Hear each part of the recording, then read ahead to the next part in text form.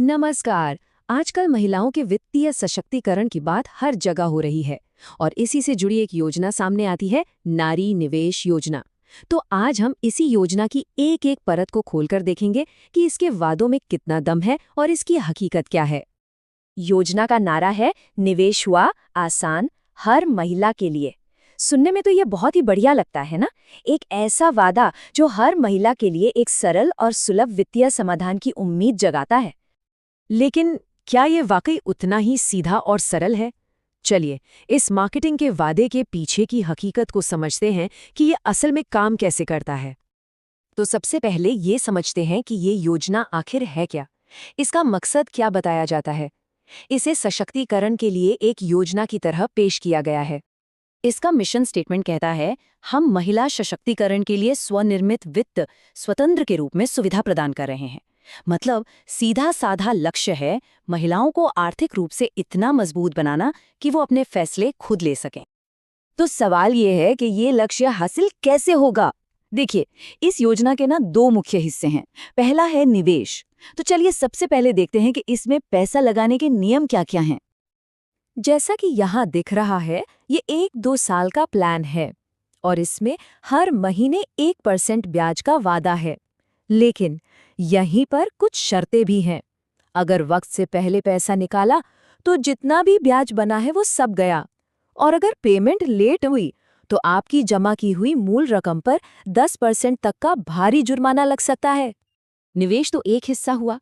अब आते हैं इस योजना के दूसरे बड़े आकर्षण पर, और वो है क्रेडिट यानी लोन की सुविधा। इसमें सदस्यों के लिए 2 तरह के लोन का ऑप्शन रखा गया है। यहाँ दोनों लोन्स की तुलना है। एक है पॉकेट लोन। ये छोटा मोटा 2,000 रुपये तक का लोन है जो लगभग तुरंत मिल जाता है। दूसरी तरफ है पर्सनल लोन, जो 5,000 या उससे ज्यादा का हो सकता है, पर इसके लिए 3 महीने का इंतजार करना होगा। और हाँ, 10,000 से ऊपर के लोन पर एक गारंटर भी लगेगा। ब्याज दर दोनों पर 2% बताई गई है। अब सदस्यों को योजना से जोड़े रखने के लिए इसमें लकी ड्रॉ और दिवाली बोनस जैसे कुछ इंसेंटिव भी डाले गए हैं ताकि लोग इसमें बने रहें। अब आते हैं सबसे जरूरी सवाल पर, क्या लोन की असली लागत सिर्फ 2% ब्याज है? नहीं, बिल्कुल नहीं। असलियत तो इससे कहीं ज्यादा है। आइए इसे एक पॉकेट लोन के उदाहरण से समझते हैं कि सारे खर्चे जुड़कर कितने हो जाते हैं। सबसे पहले तो ये 2% की ब्याज दर है जो सबको दिखाई देती है। लेकिन कहानी यहीं खत्म नहीं होती। इसमें जुड़ता है हर हफ्ते 40 रुपए का एक रिन्यूअल शुल्क। अब 40 रुपए सुनने में शायद ज्यादा न लगे, लेकिन ये हर हफ्ते जुड़ता जाता है। और इसके ऊपर एक और चार्ज है, लोन की कुल रकम पर 1% की प्रोसेसिंग फीस। तो जब इन सभी को एक साथ जोड़ते हैं तब जाकर उधार लेने की असली छुपी हुई लागत सामने आती है।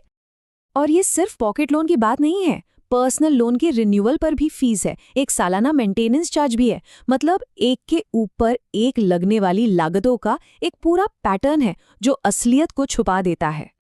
अब बात करते हैं योजना के उस हिस्से की जिस पर अक्सर किसी की नजर नहीं जाती, यानी फाइन प्रिंट, वो बारीक अक्षरों में लिखी शर्तें। और यहीं पर सबसे बड़े खतरे छिपे हुए हैं। जरा सोचिए, अगर पेमेंट चूक गई तो क्या होगा? जुर्माना बहुत ही ज्यादा है। हफ्ते की किस्त लेट होने पर 15 रुपए, महीने का निवेश लेट होने पर मूलधन का 10% और पर्सनल लोन की ईएमआई में देरी हुई तो ईएमआई की रकम का सीधा 20% तक का जुर्माना। ये नियम इतने सख्त हैं कि चूक की कोई गुंजाइश ही नहीं छोड़ते।